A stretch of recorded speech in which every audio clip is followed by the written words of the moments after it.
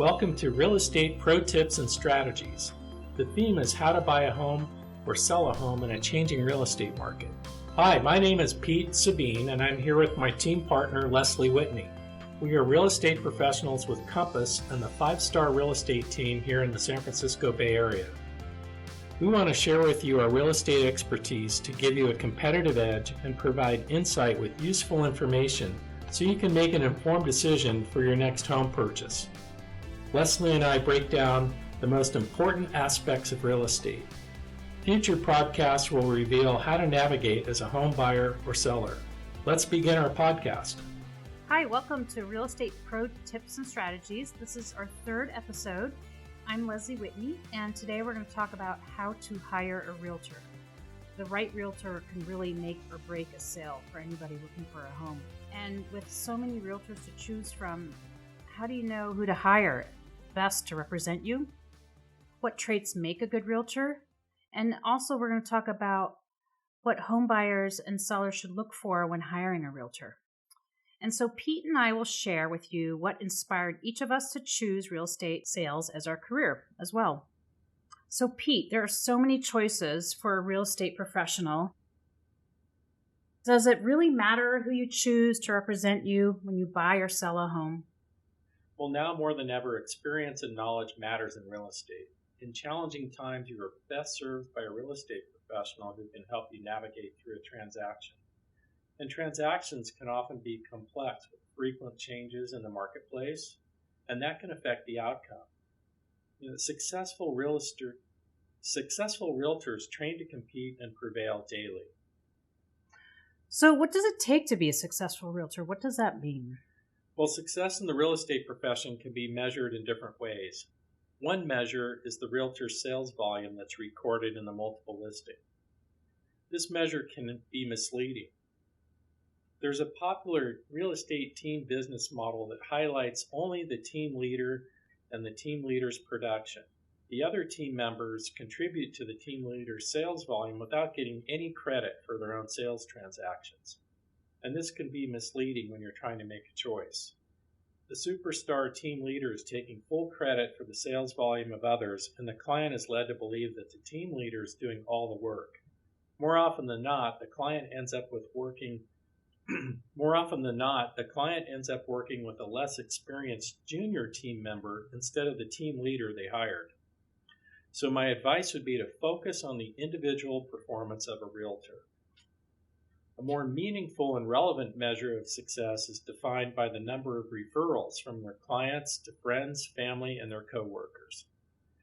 This measure is a good indicator of a job well done for their clients. High sales volume from a large team does not guarantee that your experience and outcome is going to be positive. You might be better served by a more individualized service and expertise, kind of like the handcrafted artisan model versus a high-volume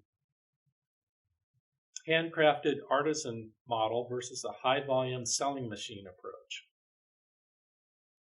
So you're really only a success the moment you do a successful act. So these acts have to be repeated all the time. What do you think drives a good realtor to become a great realtor? It's the work ethic, the focus, and the competitive drive. It's the perseverance, the training, the mental toughness, and it's the way you show up to power through the day to get results for your clients. It's your internal drive to make a difference in someone's life. You do so as a role model, a parent, a significant other, a sibling, or a friend. You do what you do every day to make a difference on your own.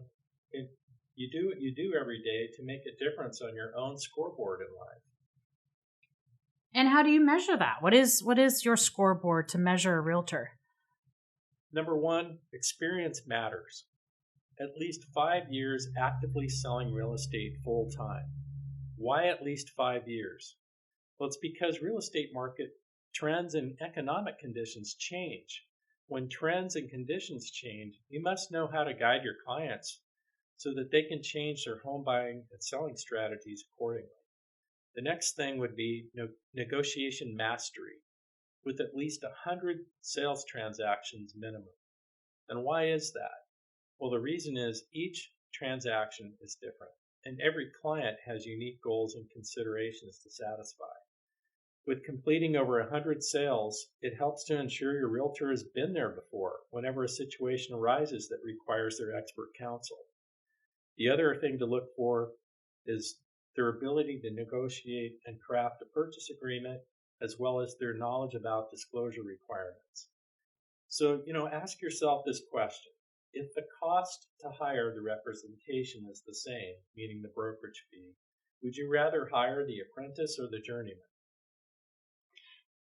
Well, and so if you're looking for a realtor to either buy a home for you or to sell your home, are there different things you look for, and how do you choose that right realtor for you? Well, so there's other things to consider too. That would be the knowledge of what I call a micro market. And really, residential real estate is a patchwork of micro markets. You can have a different type of market valuation and market conditions exist from one neighborhood to another, depending on school attendance areas and other intrinsic location qualities. So it's really important that when you're working with a realtor as a home buyer, you want somebody experienced and knowledgeable about all these marketplaces within the community. It's vital knowledge to ensuring that you find the right home to buy. You need a local realtor with a proven track record in these areas. The other thing to look for are positive client reviews. And the nice thing about social media is that you can go online and you can see the reviews on Yelp or on Zillow or on their website. And positive client reviews are basically third-party social proof of a realtor's performance.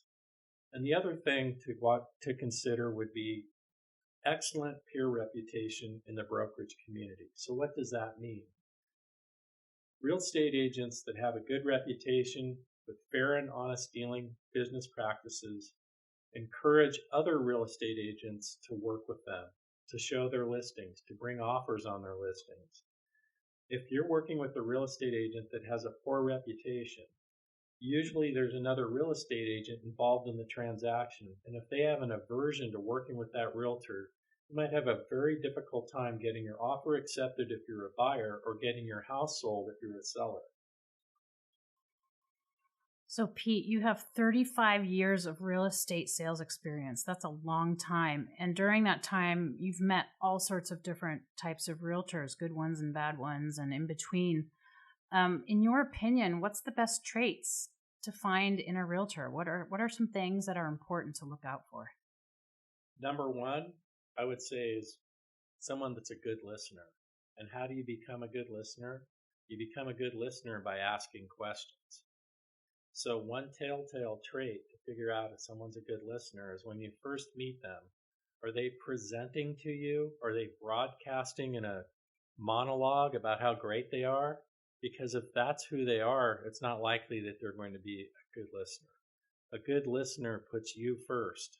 They take the time to do the intake research about what's important to you, what your goals are, what your concerns are, and they take all of that into account, and then they come back with a custom crafted strategy and plan to help you reach your goals. The other thing that I recommend that you watch out for is somebody that is proactive instead of reactive. So what does that mean? Proactive people plan ahead and they're experienced, so they can recognize a certain situation and guide their clients accordingly to prepare for what could happen or what might happen. Agents that are reactive typically fly by the seat of their pants. They come in unprepared. They set their clients up to have a scenario where things can go wrong and there's no plan if something goes sideways. Another trait to look for is good time management. So one clue is if your realtor is constantly showing up late or not showing up at all, or not returning calls or communicating in a timely manner, then that tells me that they have trouble managing their own time and they may not even respect your time. And time is everything. So good time management is critical. Somebody that's empathetic, someone that can really feel what's important to you and understand where you're coming from, that's absolutely imperative. Their real estate transactions can be filled with anxiety. Typically, it involves people moving. and becoming involved with things that are unfamiliar with them, the whole process, and not knowing where you're going once you sell your home, or not knowing what that next home is going to look like. Somebody that's pragmatic. So what does that mean? It means that you want to be working with somebody that's going to tell you what you need to hear instead of what you want to hear, because the stakes are high with a real estate transaction, and you need to be counseled accordingly.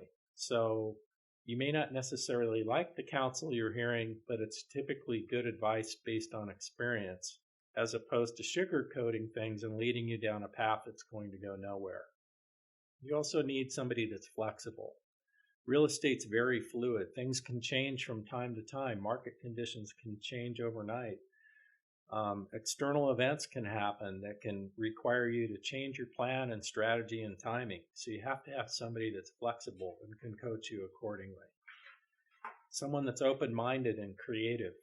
A lot of solutions and problem solving come from people that think outside the box, and they come up with creative solutions that sometimes may not have been done before, but it could be perfect for what your situation is. And then the other critical thing is a realtor that understands the duties of a fiduciary relationship to serve their clients.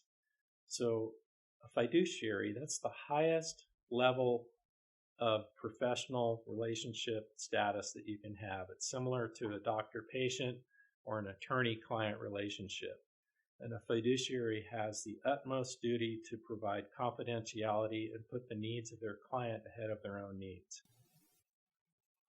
Yeah, those are all really on point and great traits to look out for. I also tell people that besides everything that you just said, they really have to get along and like their realtor and trust them. There's a lot of trust involved in a big transaction like this, and you have to really trust that your realtor is looking out for you, and also sort of have a good rapport with them, because you end up spending a lot of time with them and really trying to figure things out together. So I think it's important that you, at the very least, like your realtor.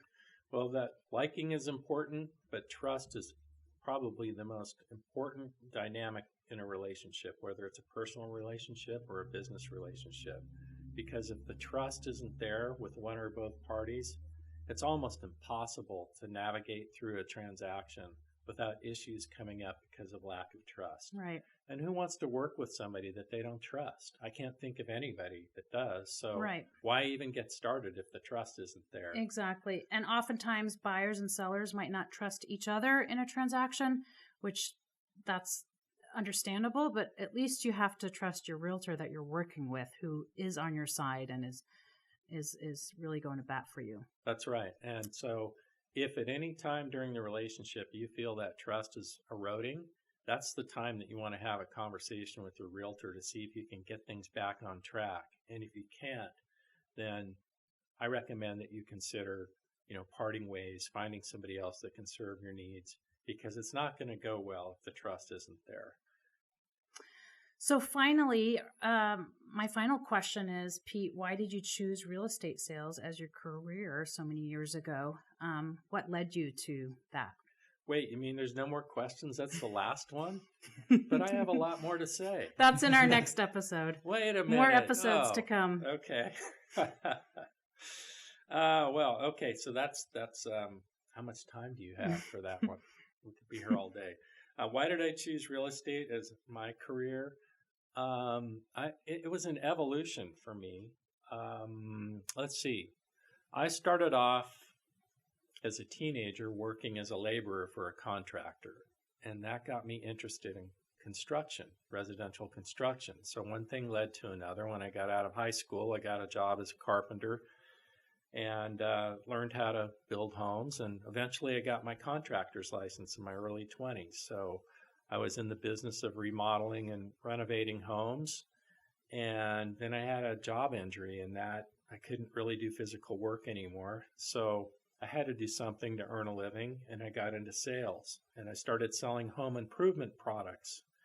And I learned that I was really good at sales. I really enjoyed it, and it just felt like I kind of found my calling with sales.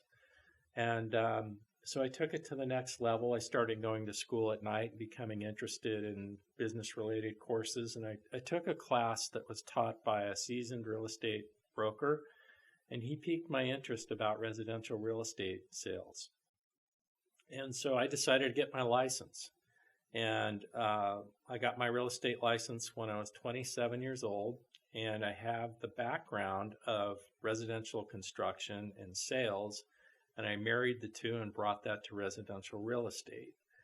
So that background has served me well over the years because it's enabled me to provide a unique body of experience that most real estate agents don't have, which is I know how houses are actually built. I know how to read inspection reports and counsel my clients about what their options are and what this information actually means. And I also can come up with creative solutions when we get into repair issues and things like that.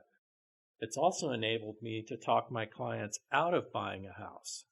And I've run into situations over the years where, because of the way the home is built, because of a lot of design issues, that if my client ended up going through with the sale, they might end up inheriting a problem that they can't resolve. So I've actually talked people out of buying homes or canceling the sale because it wasn't the right house for them. So all those things inspired me to get into real estate. When I got into real estate, it was 1985. So we still used carrier pigeons and carbon paper to do deals. No, I'm kidding. We didn't have the internet. Okay, it was totally analog back then, which was kind of neat in a way because I've actually experienced doing business both ways. We're now obviously immersed in the digital era, and everything's online and everything's text and voicemail and all of this stuff. But back then, we didn't have cell phones. We didn't have fax machines. I think we had a copier. Pretty sure we had that. We were still using carbon paper back then. Our contracts were in triplicate, So the old saying, it was press hard, there's 3 copies when you're signing it. We did deals on the hood of the car in front of the house with the triplicates, and a ballpoint pen. But it was a different environment back then. It was much more of a sales career than it is now. It's become highly technical. In those days, our purchase agreement was 1 page. Now it's like 12 or more. We didn't have any disclosure requirements. Now, every time we sell a home, we have a mountain of disclosure, disclaimers, and advisories that our clients have to read and approve and sign. So it was a much simpler time to do business, and things have evolved and it's become a lot more complicated. So I've had to adapt and evolve with it. And our job now is more like a quasi-paralegal than it is just a salesperson selling real estate. We still have a great deal of marketing and sales expertise that we need to integrate with our business, but we have to be highly technical in what contracts say, disclosures say, all of these things that we have to guide our clients. So it's been an evolution, and then along with that, the advent of the internet changed everything. In the early days, we controlled access to the inventory, meaning we were not allowed by our board of realtors to share the MLS book.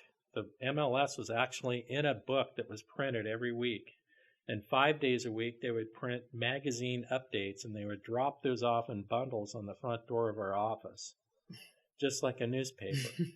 And we were prohibited by MLS from letting our clients take those home to look at houses. We had to sit there in the office with them and go through the pages and have them pick out the ones they wanted to see. Then we'd have to get on the phone, and it wasn't a cell phone, it was a landline, and set appointments. And, that's the way it was, And if How did you get the keys to the house? Sometimes we didn't even use lock boxes. We had to go drive to the agent's office and go pick up the keys. And it could take 2 weeks just to sell a house, show and sell a house, where now it can take, literally an hour if you wanted to move that fast. So I started off with that, and then the internet came along and everything changed, and we basically let go of controlling the data, meaning access to the homes for sale. And once we relinquished control of that, companies like Zillow and Redfin and other search companies like that made it available for the consumer to log on with or without us to look at real estate. So our role in the real estate transaction shifted from being somebody that provided the key, literally the key to the door to even know about a house for sale, to that not being a relevant reason to work with us anymore. And so now we bring value to the table by providing the skill and expertise to navigate these complicated contracts and disclosure laws and all these things that we now have to deal with as a realtor. And then social media as an overlay to all of that changed everything as well. That really kicked open the door, if you will, for being able to reach people very, very quickly and efficiently when we're trying to market a home for sale using social media. In fact, in my opinion, the multiple listing service is essentially obsolete. It's still around because it's standard protocol, but I've had experiences where we can sell our clients' properties without ever posting it on the MLS, and they do just as well without it, without using the MLS as a distribution channel. So that's my long tail story. And I guess the great thing about real estate is it's always changing. So if you're going to be a successful realtor, unless you have to like change, just the bottom line. You have to be adaptable. And change in this day and age comes a lot faster and more frequently than it ever has. So you just have to roll with it. So why don't you tell me why you got into real estate? Okay. Well, my background is marketing. That's what I got my degree in college. And I worked in the corporate world for a bit doing marketing and advertising. And then I ended up doing some commercial real estate for a family business here locally in Oakland and a little bit in Hawaii. And then about 6 years ago, I decided to make the leap to residential real estate. And I've been doing that ever since. And I really enjoy it because I think it's just so fun to be working with people and helping them through this complicated process. That's really the joy that I get. And also, like you said, the fact that it's always changing and every day is different. And we're all over the place and doing literally different things every single day. And that's why I enjoy it. Well, before we end this podcast, there's a couple more things I wanted to chat about. And that is, being a real estate salesperson, not everybody works well with sellers and not everybody works well with buyers. There are some realtors that work well with both, but they tend to be the exception rather than the rule. So that's another thing to look for when you're hiring a realtor. You find out, what they excel at. If you're a buyer working with the buyer's agent and they're extremely proficient at that, that's who you want to hire. And one example of that would be that there was somebody on our team, she's moved on, but her forte and specialty was working with relocation clients. And they're buyers. And that's a really, really unique specialty. And the reason for that is when you think about the dynamic of transferring from one area to another and bringing your family into a new area and having to do it in a compressed amount of time and coming from somewhere else and coming to another location and having to understand all of this very, very quickly and under deadline typically, it takes a really strong person to be able to get somebody comfortable enough to want to make a huge decision like that to buy a home. And so she did exceptionally well at working with buyers and relocation transferees. Where she didn't excel was working with sellers. It just wasn't part of who she was. She could do it well enough, but she wasn't really a master at that like she was working with buyers and transferees. So the flip side of that are realtors that excel at working with sellers. And it really is a different dynamic. The duties and the role that you take on working with the seller, selling a home, preparing the home for sale, all those things. There are similarities to working with the buyer, but it's a different dynamic. So there are some agents that do really well working with sellers and not so well working with buyers. Would you agree with that? Yes, absolutely. I think some agents have sort of either what they prefer or what they're good at or what their experience is in. Similarly, by the way, some agents who concentrate in certain areas, some agents will only do this particular city. Some agents do several cities or a region. So that's also another thing to look at. Like where does that agent specialize in? And that's important. I would shy away from somebody that can tell you that I cover the entire San Francisco Bay Area. And why is that? Because it's impossible to know the nuances and the important subtleties of micro markets when you're covering an entire region that's that big. There are some basics that go with all transactions. Yeah, you can get that right. But I can tell you doing business in San Francisco is a lot different than doing business in Walnut Creek here in the Bay Area. They have their own forms, they have their own rules, they have their own regulations, they have their own laws. And if I step in there and I'm uninitiated and I'm representing a client, I can get them into hot water really quickly because I'm uninformed and I'm not educated. Right. And for listeners who are not from this area, these two cities are 15 miles apart? I mean, relatively close. And that's what's so unique about the Bay Area is that each city is very unique in its own ways. And so that's why having somebody who knows a certain area well is important. Right. And then, there's some other things to think about too that you can pick up on.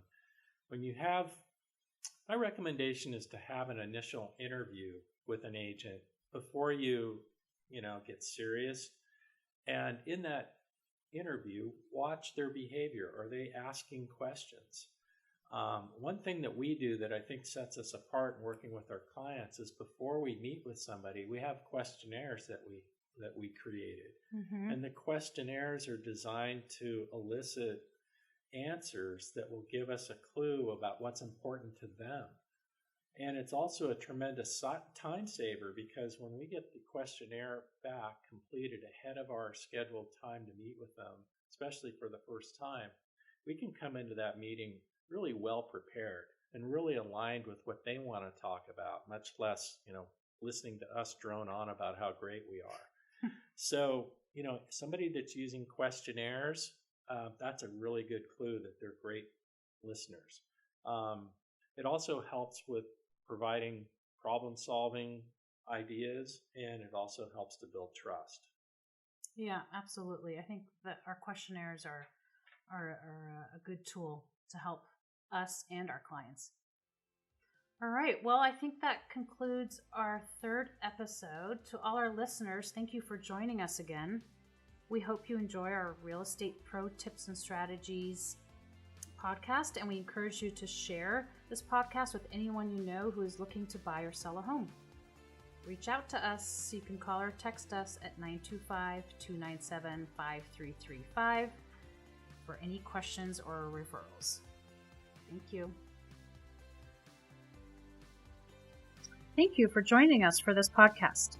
We hope you enjoy our Real Estate Pro Tips and Strategies, and we encourage you to share our podcast with anyone you know who is looking to buy or sell a home. Be sure to like and subscribe, and if you're watching on YouTube, feel free to ring the bell next to the subscribe button so you won't miss a single episode.